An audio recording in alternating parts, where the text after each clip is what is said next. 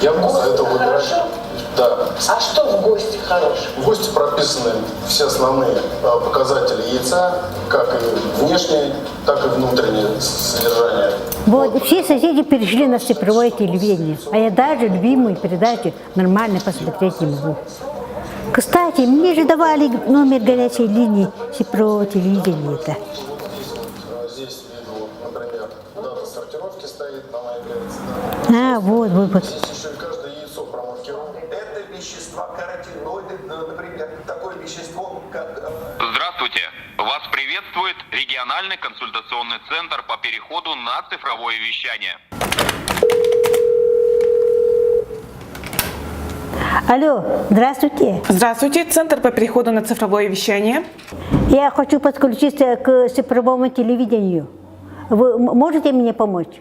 Да, конечно, поможем. К вам подойдет волонтер по подключению цифрового телевидения. Диктуйте адрес. Здравствуйте. Здравствуйте.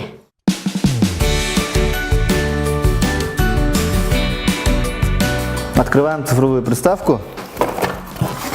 В нее входит пульт цифровой приставки и сама цифровая приставка. Сначала отключаем электропитание телевизора, затем подключаем аудио-видеокабель под цветам. После этого антенный кабель подключаем в гнездо приставки. После всего сделанного мы включаем телевизор и приставку в электропитание. Затем на пульте телевизора ищем кнопку Search или Import. Нажав кнопку, переходим по строчке боковой разъем AV. Переходим в пункт автопоиск и ожидаем около 2 минут. И вот уже у нас на экране качественное цифровое телевидение.